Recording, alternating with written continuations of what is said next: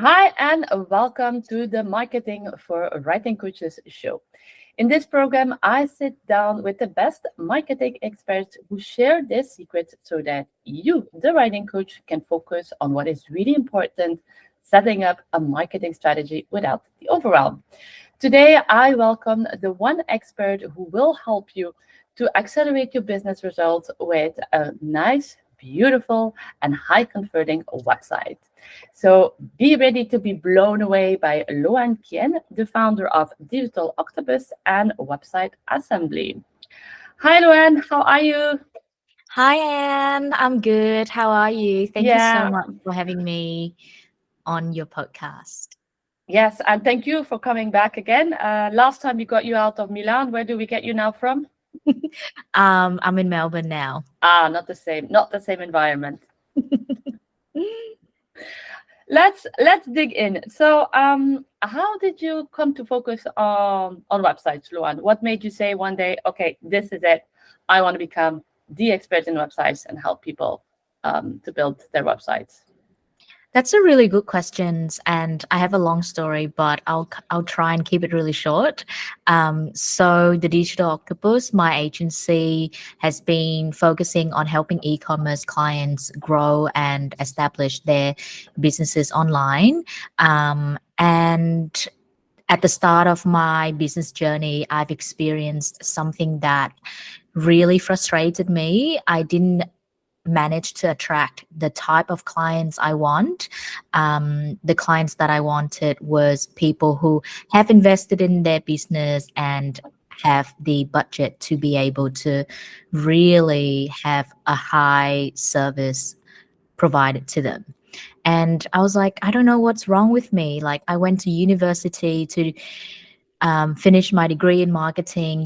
There are lots of people out there who did not have a degree and managed to potentially do better than me in business. So I'm like, I'm so frustrated. What is wrong with me? There must be I something wrong.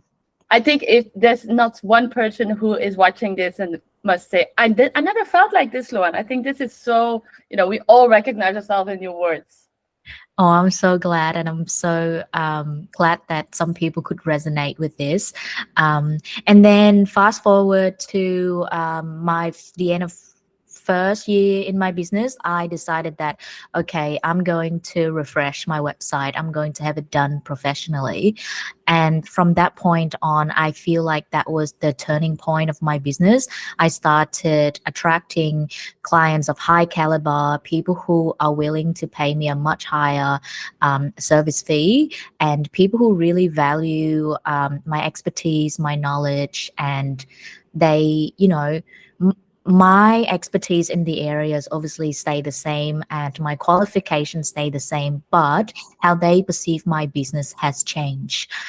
So that really elevated my business. So I decided 1 year later that I want to be able to help other service based business owners do the same, to be able to attract their dream clients and convert them into paying clients.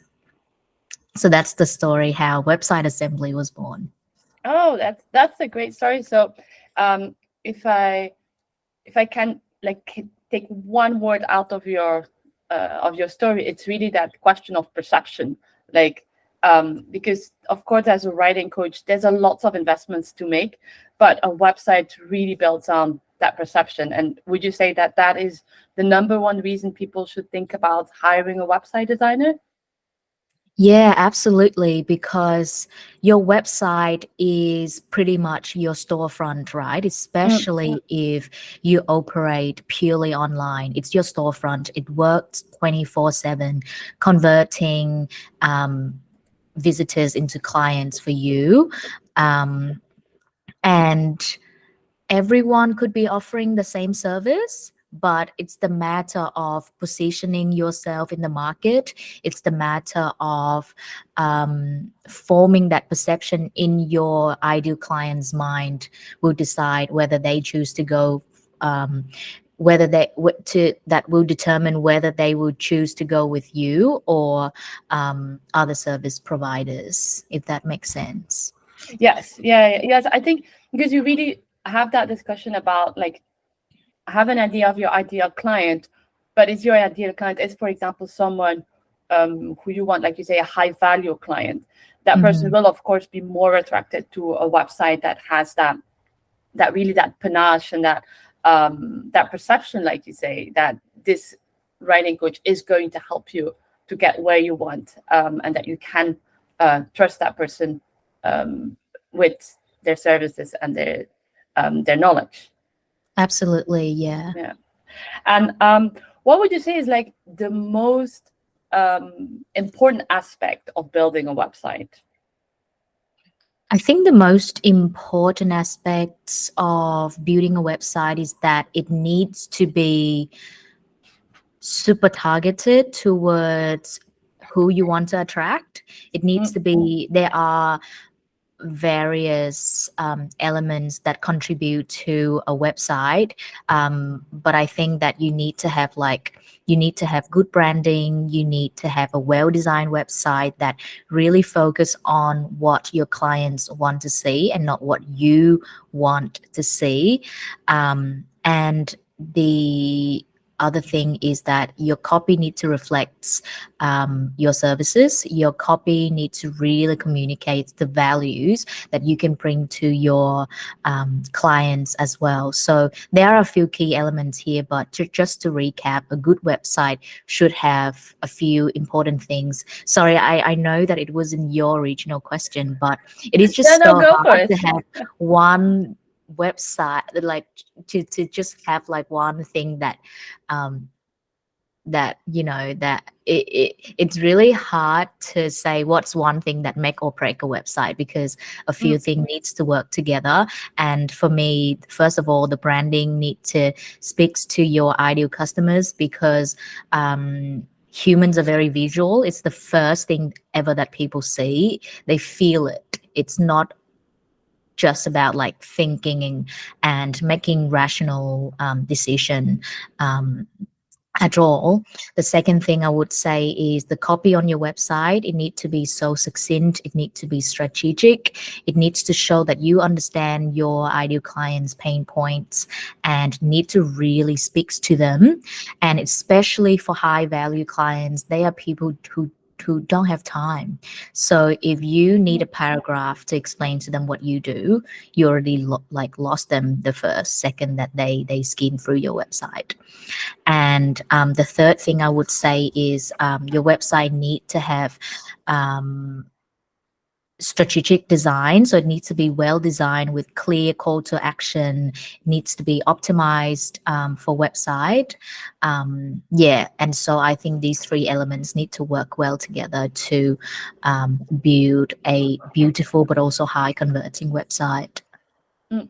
I really like how you focus on like the strategic design, the branding, and the copy, because I feel like normally when you talk about a website designer, when you go out there, it's like, oh, you have to have your about page. But yeah, that's great. But what do you put in your about page? Like, what helps to get someone coming on my website and then really convert into a high paying client? So I do like that you really use the word strategic, because I think that's it. We have to be strategic in building up our website, right? Yeah, for sure. And because you touch on the about page, that page is like the most interesting page on a website, because there's a common mistake that people actually talk a lot about them in the about page, but I your do. about oopsie. Yes, I'm like, oh.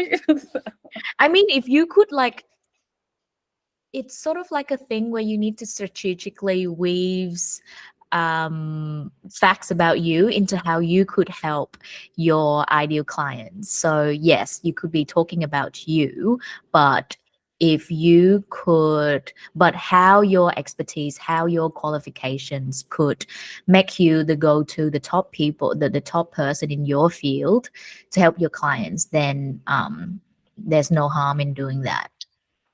Okay, so I'm like semi wrong. I haven't read your copy, so I can't tell. But I'm not saying that you cannot tell them anything about you. But I've been on website where the about page, people tell like their whole life stories, and I'm like, okay, so what's in it for me? Yes, you can tell me about you, but there has to be something in it for me, you know. Yes, exactly. Yeah, and that's one of those things that when you come back to the strategic design, the copy, and the branding, it's or even what you say, it has to be about our client, not about what we want our client to tell. The story has to come from the client, not from us, actually. So yeah, I really love how you say that straightforward, and it's something we don't always think about as well. Yeah, for sure. So can you how do I make sure that my website fits my brand, fits my personality? We talked about the about page, so we know that of course we can talk a little bit about ourselves, but not too much. But how do we know how we get our whole website like to really reflect our personality?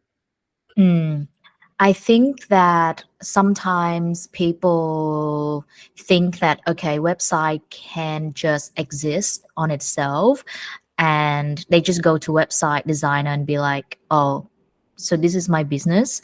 I haven't invested in branding or logo. Here you go. Here's a logo that I've designed myself on Canva. Can you use this and build me a very, very beautiful website? That just doesn't work. Um, I think that Do you for help with the logo, like with making the logo and the branding, or do you only focus on the copy and the website? Yeah, so upon request, we do help our clients with logo, figuring out their color palette, and other branding assets and elements as well. But sometimes, like sometimes when clients, the clients that we want to work with are people who have branding professionally done. Then So if you come to a website designer with your brand, with your logo that is professionally done, your branding elements, your color palettes, then that would make your website completely different to if you were to come to your website designer with a logo that you've made in Canva.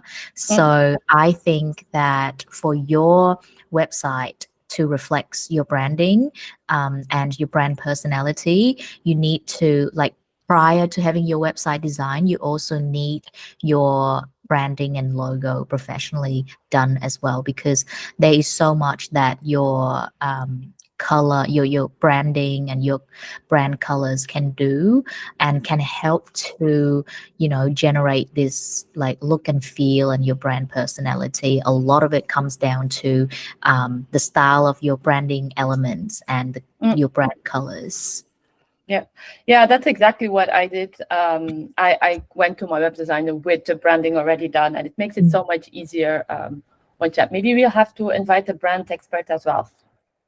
Yeah, for sure. Because if you're already investing in your web design, then there is, you know, it doesn't really make sense to save a little bit and not invest In the branding.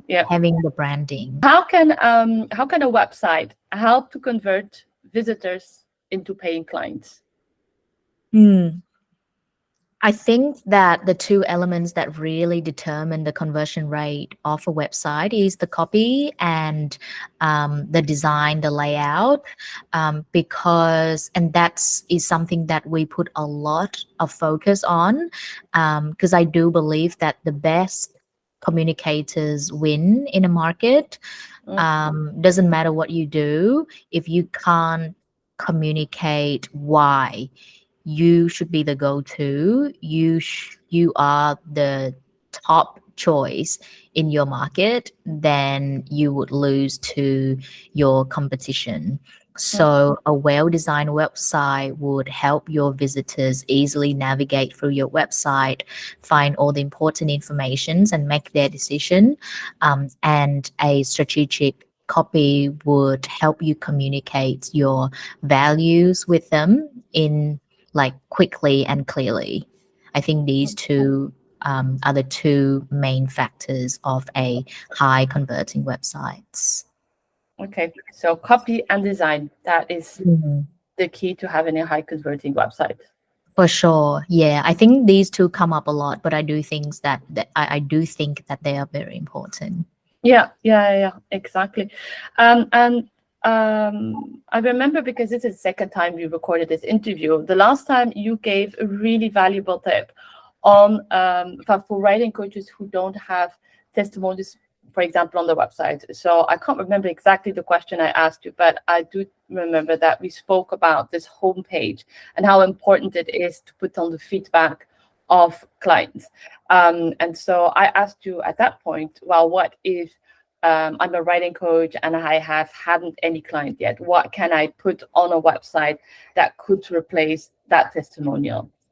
Mm-hmm. One key thing that could help you replace testimonials is a quote from a well recognized person in the field, because when people consider their options, obviously, when your visitors are on your website, they are considering options between working with you or working with someone else offering something similar, and obviously they are looking for someone who offer the service in the methodology that they believe in. So if you have a quote from someone who's very well respected in that field and whose methodology and whose values align with yours, it would help you form like an alignment with your ideal clients when they're on your website. It would help them understand your beliefs, your values, and what method do you believe worked best. Okay. And for example, so we I'm targeting writing coaches, of course. For a writing coach, would it be a good idea, for example, to put on a book of the writing methods they use? There's a couple of writing methods out there. Some writing coaches don't work with them, others work with them. But if you are a writing coach who really works with a specific method, do you think it's a good idea to have, for example, a book on there and show that this is the book that they work with? Yeah, Or the method they work with? absolutely. Absolutely, I would do that. And I'm assuming some writing coaches might have these questions. They would be worried about, okay, would I lose out on some clients if I am too upfront about my method? If I put it on there, will it filter out people who don't really know about the method or who don't really believe in that method? But I would say that your website is also your tool to help you filter out the wrong clients. So putting the method that you practice on there not only help you attract the right clients, but also help you filter out the wrong people. And this ultimately will help you streamline your whole, um, you know, sales process, because you no longer have to get on calls with the wrong people. That will save you lots of time. Oh yes, absolutely, absolutely. That's also something that I'm always saying, like, be clear on who you want to work with, because then you can really make all your marketing materials in it. And I didn't think about the book, actually. The book is just a great idea. Like, any person out there, you can put on a book and saying, this is how I work, this is what I believe in.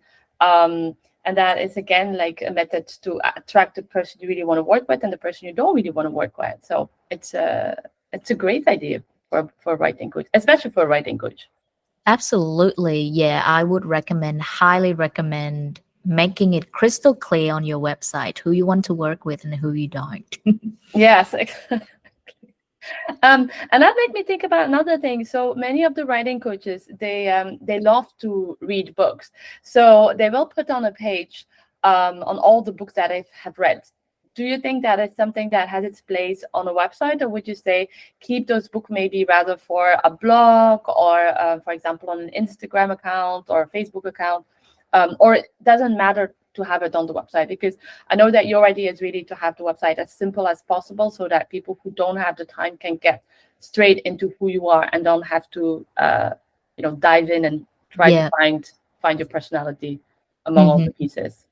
Yeah. Where on the website do you think they would have these books So, displayed? yeah, most of them will make like a separate page. So you will have a separate page with the books I've read or the books that I'm advising. Mhm. Sometimes it's in a blog, but mostly it's like a separate page. Okay, so it's separate to their work. It's sort Yes, of like books that I'm reading right now, and it's yes, sort of like a book review yes, section. exactly. Yes, exactly. Okay, so I would treat that type of content as a blog for sure. Mm. Yeah, I think that it would make great content for blog.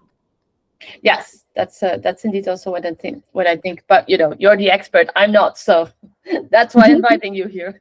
No, but I think it's such a great idea. I think it would help them connect on a deeper level with their audience. Yes, especially as most of the writing coaches, we see that people are getting more and more into a niche. So, for Mm, example, someone who is a romance writing coach, I find it always good that the future clients have an idea of, okay, this mm, is the kind of romance fiction that yeah, she's reading. So, is okay. this connecting with my book or not? Right? Right. Yeah, I see. Yeah, that's a brilliant idea. Yeah, I think it's great. Yes. Yes. Absolutely. Yeah. So, writing coaches out there, this is what you can do with all the books you read. Because my writing coaches, they read a lot. Like everybody reads a lot. The people I work with Wow. reading. I love your brains. Oh, yeah. Yeah, it's an amazing public to work with. And I have another question as well. So many of my writing coaches, they are also writers. Um, do you suggest to mix the websites, two websites in one, to say this is the writing coach part and the writing part in one website, or to make two separate websites, not to confuse people? Okay. So when you say they write, what does Mhm. it mean? Is it like an ongoing project that they write on a monthly basis? What do they write? Do they write books? They What do write they books, yes. So I'm really talking here about the writer. So the writing coach who will publish their books, for example, on how to write a book, or who can absolutely be, for example, a children's author, and at the Mm. same time be a book coach. Okay. Oh, okay. So they could potentially be a published author themselves. Yes, yes, exactly. Okay. So I think I wouldn't have, I think it also depends on their business model, Mm, whether they operate their coaching business under their legal name, mm. or do they operate it under a business name like myself, the Digital Octopus, and Website Assembly. I'm assuming a lot of them will be operating under their legal Legal name. names. Yes, yes. Okay. In that case, I wouldn't have two separate websites, but for the site that they are published author, I would treat it as its own landing page. So I wouldn't make it a priority on the service page. Okay, so if I understood Yeah. well, we would have, for example, the homepage saying this is the writing coach, and then maybe like a second homepage um, saying this is the author, but two different landing pages that go to the same website.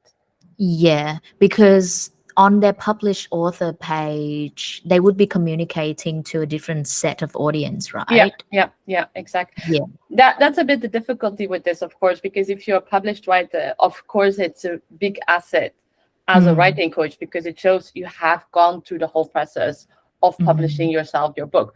So mm, it definitely makes sense to make it in one website. But then, of mm, course, how do you set it up? And it can be confusing if mm, mix two. But this can be a brilliant idea. You have just two separate landing pages, which make mm. that the person who comes to them through the writing coach can Yeah, still find out information on the writing and vice versa. absolutely. Yeah, yeah. So Okay. I would mix it that way. Yeah, but keep things separate because the audience that you're speaking to is so different, Mm, I think. But I think I also think that it is really valuable for their clients to know that they are also a published author. So it is something that I would include on the About page, for example, after telling Mm. their stories and how they could help their clients. They can link their clients onto their published author page, so their client is aware that they are also a published author. Yeah, not mixing it too explicitly, but also making sure that people could easily find that information. Yeah, Yeah. that is again one of those balances, difficult to find, but I'm sure you can help them, Luan. Yeah, for sure. I think synthesizing information and organizing them in the best way possible I think it's one of my greatest strengths. Yeah, I simplify most things. Oh, I think we can all use that a little bit.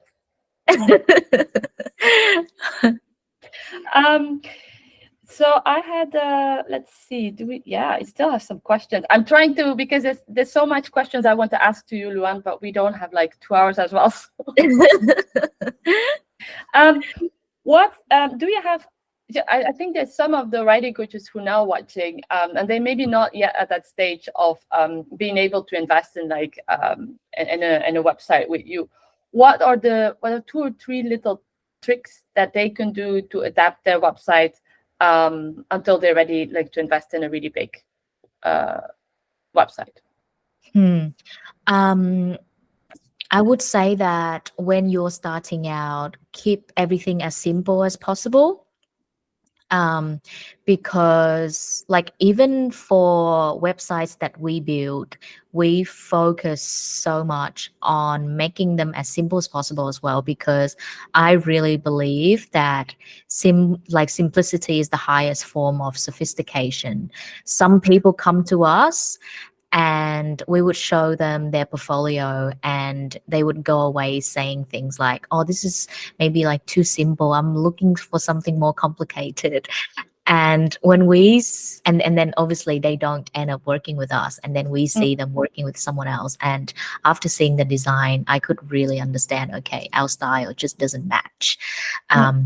Going back to your question, keep it simple, but making sure that your layout is clean, everything is easy to read.